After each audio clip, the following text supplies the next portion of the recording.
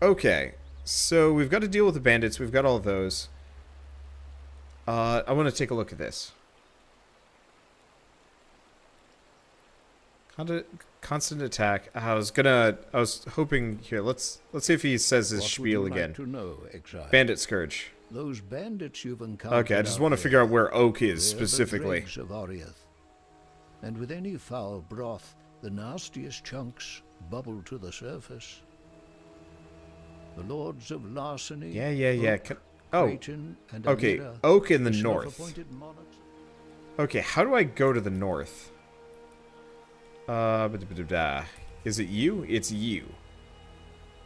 So, Oak is all the way up there, maybe? Yeah, Oak is in the wetlands. God, if I have no idea how to get there. One way or another, I'm probably gonna head. I'm gonna head up this way, because this is northeast. So we'll try that. And if this is the wrong way to go, this is just the wrong way to go, and we'll figure it out later. God, this is such a ridiculous move. But yeah, so we're going to side with the Bandit Lord Oak. Because he's got a 20% physical damage bonus, which is nice. Life resistance and physical resist, which actually should be helpful considering it will be in the thick of things. Wetlands is to the left. Well, I guess I've gone the wrong direction then. Okay, left to riverways and up, instead of further left. Oh, good to know. But at least we didn't get too far. I'm mostly just getting distracted fighting things because it's satisfying. Ooh, mirror arrow. Seems like there's actually some really fun, like, ranged moves.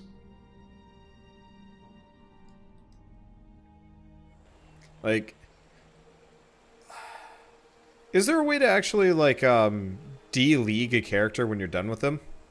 I guess you could always wait to the end, but it's one of those where I'd actually really enjoy playing through this game a second time around with, like, a bunch of beefed up equipment, as a caster or a ranger type character.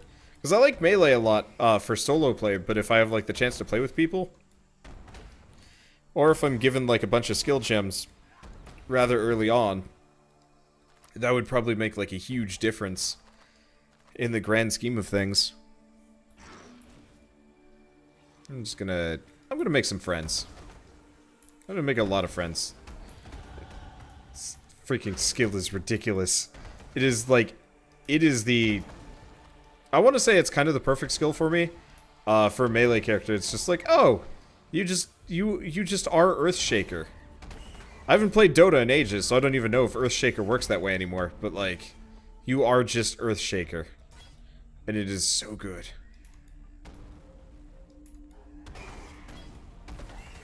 Because, yeah, imagine if I get surrounded. I'm not even sure if I'm going to get surrounded at this point. Because part of it does matter if it, Oh, do we have an AoE?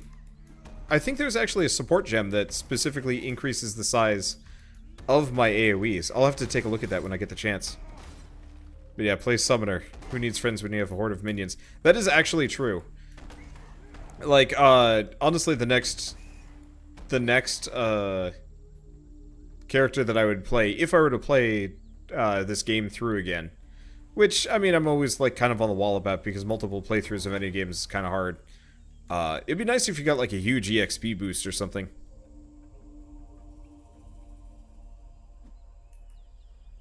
But,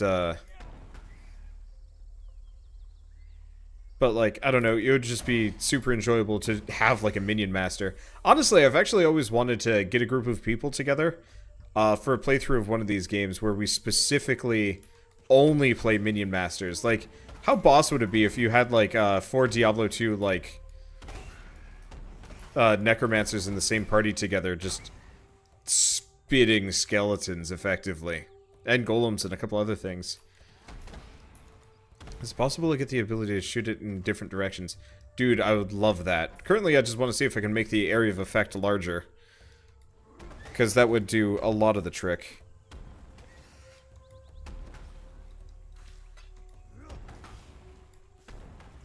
But, if I can't, I mean, right now it's satisfying. I just want to see some more, like, ridiculous stuff. Okay, and it looks like we're not entirely done with this area yet.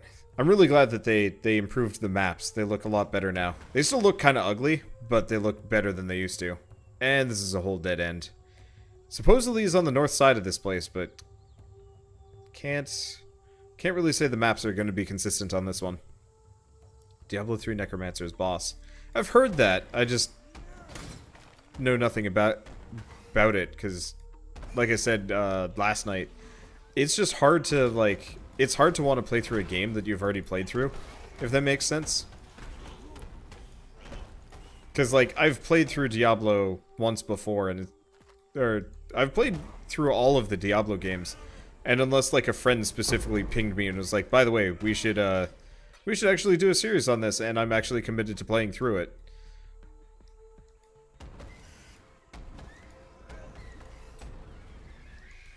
Like, that would be so satisfying for me. Love the fact that these guys actually come down the trees, like monkeys do.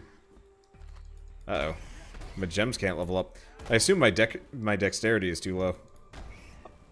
Let's see. Oh, no, it requires level 20. I'm starting to overlevel them. I will admit, I actually really wish that the gems would just auto-level themselves. Like, instead of saying, like, by the way, your gem can't level up, I just kind of wish it leveled or didn't level regardless of my input. And didn't have this, like, silly little thing over on the right side.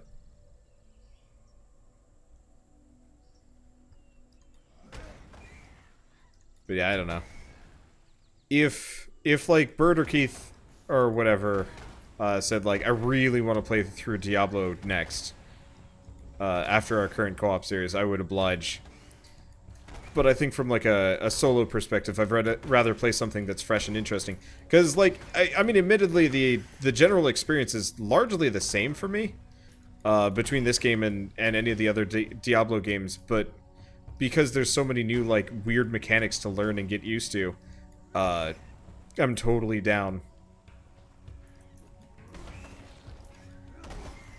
Because these games shine by being vaguely differently. Well, being vaguely different every single time. Yeah, so I guess I'm under-leveled for my gems. I guess I'm level 19, so I guess it's not that big of a deal. We're gonna get kind of close.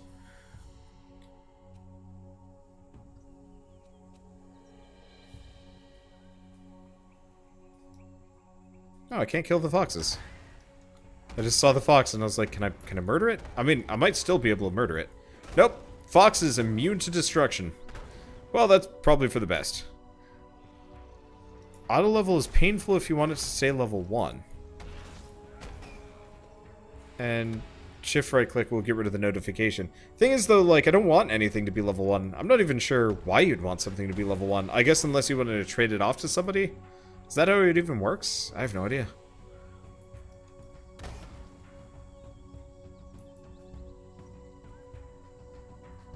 It's also nice just every once in a while, like, kind of, if you ever notice that I, like, go quiet, sometimes I don't have anything to say.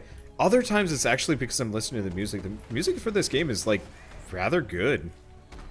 Which surprises me a little bit every single time, because I guess Diablo had pretty good music. I guess just a lot of it felt kind of unmentionable after a while, but, like, this music is the kind of stuff that I might actually throw on while I'm just doing artwork at some point.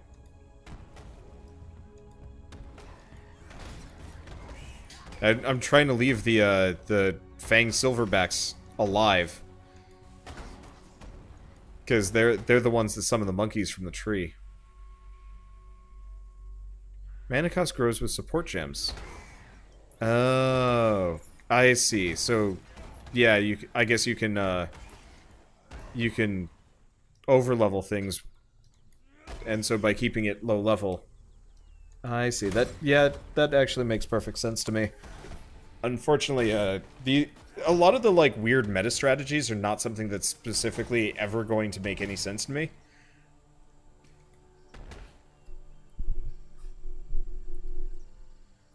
Because I'd like to, I'd like to get to that point. I don't think I'll ever immerse myself in it like some people do. But it's fascinating kind of being on the other side of the wall from that. For a lot of games, actually. I was having this problem kind of with Darkest Dungeon where I was like kind of trying to make my own builds and then people were like, no, don't do that. It's terrible. And I was like, what? But, what? I don't know. What other games was I playing with like meta builds and whatnot? I guess to some degree I'm getting that with LBN Online, but it's such a limited experience, it's not as big of a deal. As a game that would vastly benefit from being crossed with an ARPG. Or is it hack and slash? I don't know. Yeah, inputs, guys. What is Path of Exile when you think about it? Is it a action RPG or is it a hack and slash? I can never tell. Cuz actually, I always thought hack and slash was closer to like Devil May Cry. But I guess I'm mistaken. It's kind of an everyone. And I don't know. It's classifications are weird, genres are dumb and made up. Like the fact that MOBAs kind of just became a genre from the RTS genre over the past couple of years is actually really freaking cool, but also like weird as shit.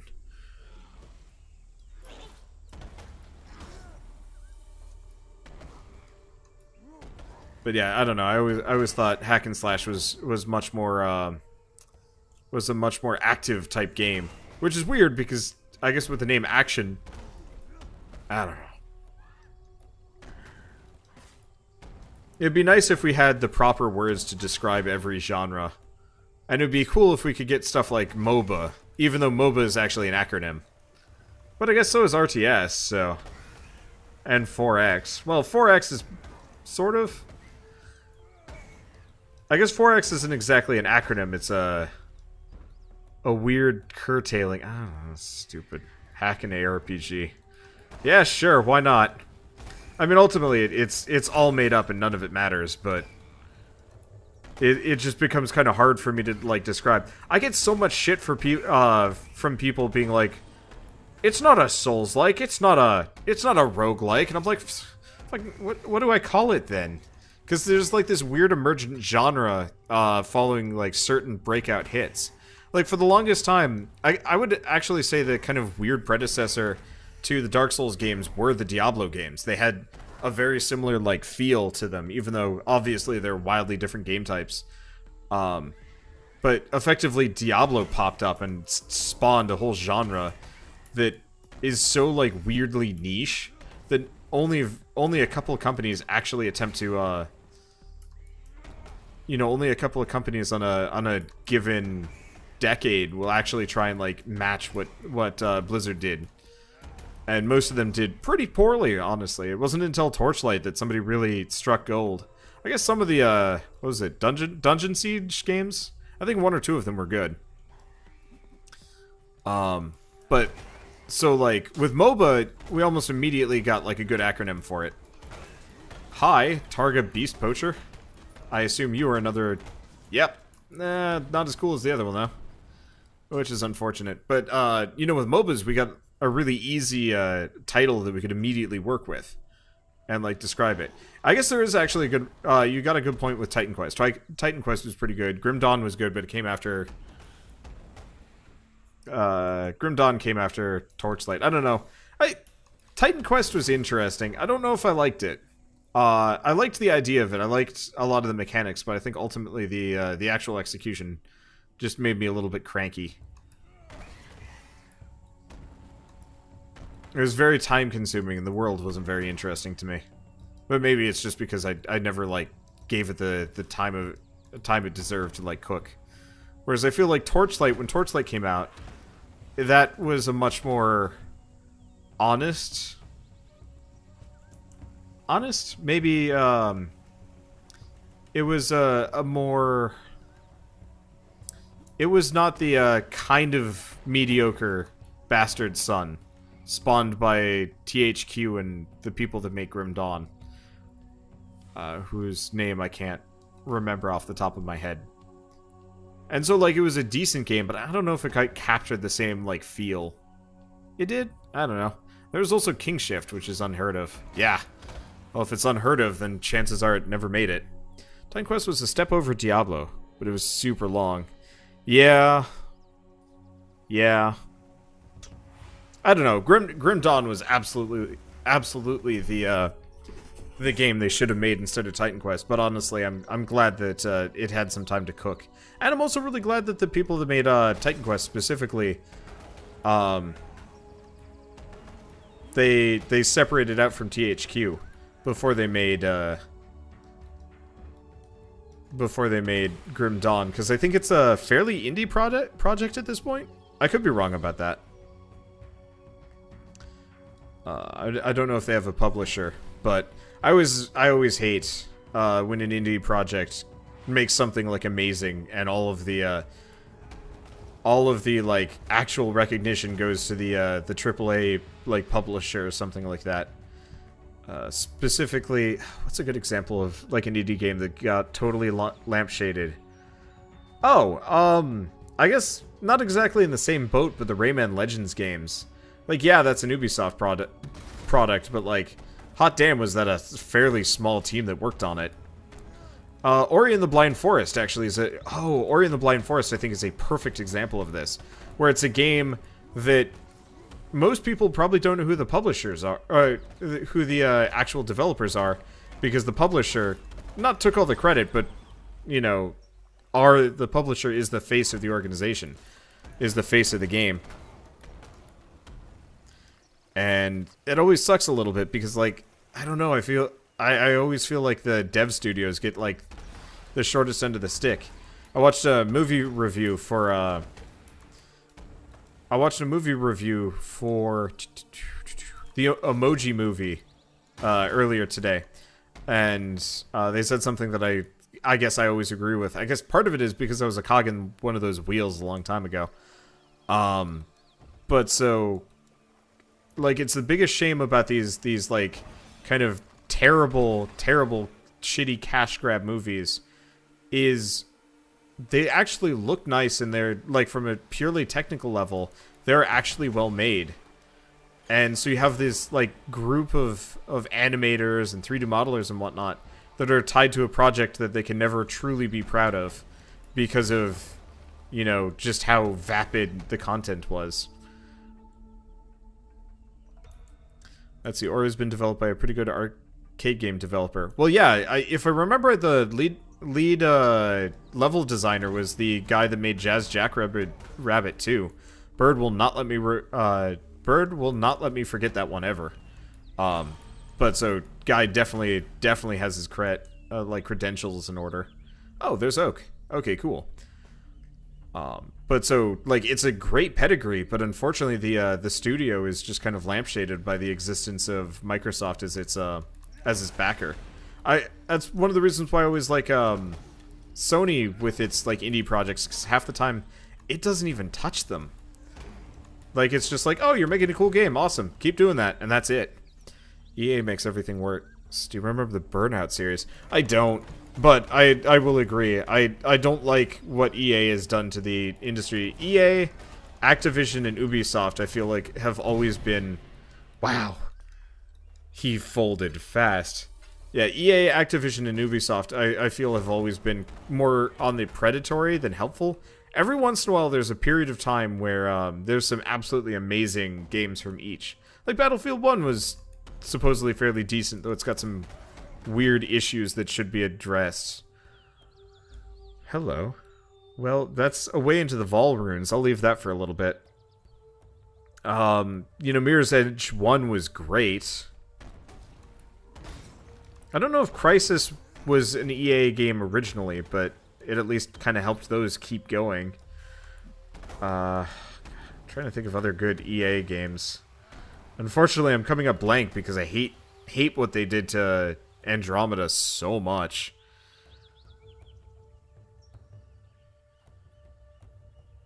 But no, I'm not a fan of AAA publishers. I understand why they have to exist, but there are some of them that I feel like are more pure poison than anything else. Microsoft is kind of okay. I think the only thing I hate about Microsoft in terms of the industry is I feel like they've been making some real questionable decisions with the Xbox and like the direction they're going with it. But I also really hate the fact that they're trying to push the Windows Store. If they could make it work as well as Steam, I'd be down, because I don't mind extra clients, but it is like such an extra level of complication that I do not enjoy. It's the same thing with the Ubisoft client. I will absolutely stay away from that thing if I can.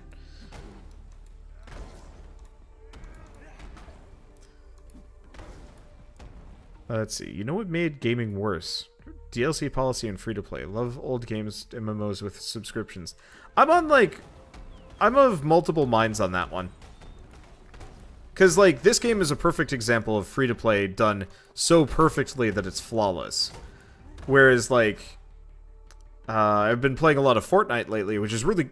I mean, it's a really fun game, core gameplay loop. Unfortunately, it's a little bit limited because it's early access. I almost want to say early access, actually, has been worse for gaming than even DLC and other stuff. DLC has definitely ruined AAA gaming, but, like, there's some really good DLC out there. I don't know how many of you guys pay attention to Hollow Knight, but they recently released their first DLC. They're totally free DLC as just, like, a fun bonus thing. And I guess that's what an expansion pack was in the olden days. But that is, like, DLC done so well for such an amazing game. And, like, I cannot stop, praising, you know, just how well done that game is, and this game is. And, like, there's a couple other examples of free-to-play that kind of do well-ish. Like, for better or worse, I rather enjoy how Warframe handles things, just because it's just pay to go a little bit faster. Or just kind of skip some of the grind entirely, which feels decent. Let's get rid of the giant map so we can talk to Oak. You strike me as someone who craves a higher purpose. Something worthy. Something like peace. 3 tribes battle for this forest. Every day my brethren and I battle and die with Creighton's rats of the bridge and Alira's thralls of the old road. To spare the lives of many, you need take only 2. But if peace isn't reward enough for you, bring me the amulets that hang around Creighton and Alira's worthless necks. When joined with mine, those trinkets will forge us a new strength, you and I. The strength to bring about peace. Help, Oak. Oh yeah, it even tells you straight up. You will have to fight any party members who do not side with you. If you kill Oak, you cannot choose to help him. Fascinating. I knew you were worthy. Rid this troubled land of 2 of its worst ailments. And before the light leaves Creighton and Alira's eyes, be sure to tell them that Oak sent you. Okay. Okay, I was talking about DLC and stuff like that. Actually, the thing that I hate the most are microtransaction loot boxes as the main way of getting gear in games. I absolutely despise that. If there's no, like, reasonable way that you can, like, find loot for a game, and the only way to get it is by free-to-play grind boxing it for ages or spending a ton of money, that's when it crosses some, like, serious lines. What's a good example? I was not a big fan of Robocraft's change, though I think you could still maybe get some of the better stuff. I don't remember that well.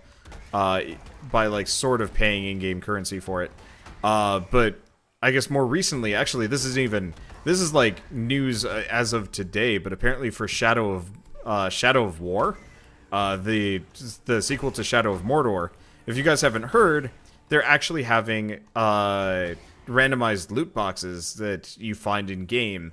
They give you EXP boosts and items and stuff. And surprise, surprise, you can buy them with real currency. Which sucks. That's a single-player game that they added Fortnite-style grinding in. And, I mean, I could be... I'm probably pissing people off that I haven't leveled up in a while. I just don't want to check my guide for a little bit. But, like, you don't do that in a single-player game. That's a terrible idea. Because like, now the entire balance of the game is going to be based around forcing you to grind for these boxes, probably. You're one of Oak's squawking little parrots? But look at the aura on you. Bright as the sunset before a storm, not the manner of a minion. Oak's no doubt spun you a line about sharing the power of the amulets. No, he'll crack your head like a walnut. Seen him do the likes 100 times over. Bring me a pair of amulets and Oak and Creighton's lying tongues, and I promise to make you part of that power. I believe in friendship, and I can be a fine friend to those who treat me sweetly. I'm kind of impressed that we're having this conversation while making out so intensely, but you're going to die. Bye. I can explode your followers with a single ground smash. I should probably, like, maybe worry about things. Nope, I am more or less just Destructor. I should probably kill her archers. There we go. What the? That's Alira's dearest? Gross. It's hard to cast a spell with a blade in your throat, isn't it, witch? But I absolutely despise the trend for games to interject free-to-play Skinner box, like, grind boxes to games. They happen so rarely, but, like, it's so bad. Like, I can accept a couple of, like, dumb concessions, like paying for skins that you used to be able to just unlock. Like, I can accept that. That's, I mean, it sucks, but whatever. And I can accept, I can accept the idea that, like, okay, maybe, like, parts of the game were kind of locked out so it can be sold separately. That's shitty, and there are definitely some games that, like, screw it up real bad. Looking at you, Fallout, or not Fallout, well, yeah, sort of Fallout, actually, but mostly I was thinking, I mean, at least Fallout keeps it separate. It was just the best parts of Fallout were DLC, sort of. But Final Fantasy 15, they lost, like, so much of the real game and had it be separate stuff. You know, the movie beforehand, the story packs that they're releasing now, and it's just like, at this point, the damages have been done, and I don't like your game. We, the Court of Reckoning, find you, Doedri Stamatis, guilty of the following transgressions against God. Perversion of God's creation. Promotion of heretical beliefs. Unlawful enslavement of eternal citizens. Torture of the innocent. Murder of the servants of purity. For these most severe crimes, I do sentence Doedri Darktongue to burn at the stake till naught is left but ash. May her life serve as penance for the lives she has taken, and let purity sweep away the dust of her deeds from our firmament. High Templar Vol, Commander of the Army of Purity. I'm having the hardest time putting together, like, chronologies for this, because there's this, like, Eternal Empire thing going on this entire time, which is super confusing. And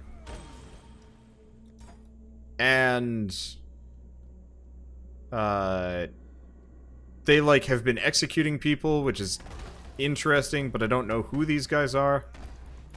Are these guys part of the Eternal Empire? They look like it. They've got the right colors for it. Oh! Hey, we got the thematic emblem. Oh, are we just right here?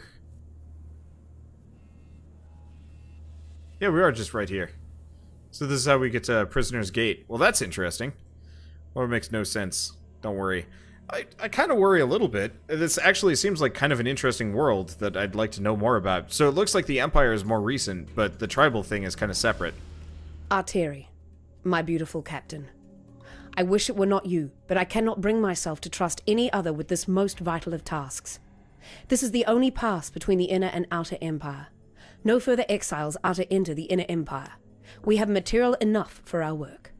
Ensure that the barricade remains in place, and if any exile should somehow pass through, kill them. I will send for you when my work is complete in San. Until we share our next night together. Piety. So Piety is that guy's lover, and we just... Well, okay, she's gonna love that. Maybe she will, I don't know, she might be into dead lovers kind of things. Probably not. Not really betting on my decisions going over particularly well with her, but she probably already hates our entire existence, so there's also that. Let's see. CD Projekt Red, for example. Awesome developer and publisher. You want an awesome game? Here you go. DLC with 200% of original. And that's that. Yeah, no, CD Projekt Red is absolutely one of... CD Projekt Red, Team Cherry, there's a bunch of, like, kind of... I'm gonna call them non-affiliated, indie and indie AAA developers, that actually make, like, absolute gold. I speak kind of glowingly of Sony, but it often feels like a lot of the games that Sony publishes kind of do this. It's a good example. Well, I mean, anything that Naughty Dog makes always feels like it's particularly incredibly well done, and never, as far as I can tell, never feels particularly immoral. CD Projekt Red, like you say, absolutely wonderful, wonderful company, makes amazing games, and hey, what do you know? Here's the DLC, like freaking Iron Blood looks... It is Iron Blood, right? No, Wine and Blood. Maybe? I don't remember. I actually haven't played, I haven't actually played enough, Witcher 3. That was one of those games that I absolutely adored, but due to, some technical problems and mostly just lack of viewership, I was just like, bleh. But I also like the fact that CD Projekt Red, I don't know if they exactly own Good Old Games, but they're so heavily tied to Good Old Games. Oh, the Weaver's Chambers. Well, let's go in. Let's go see what's in here. Probably nothing, but I don't know.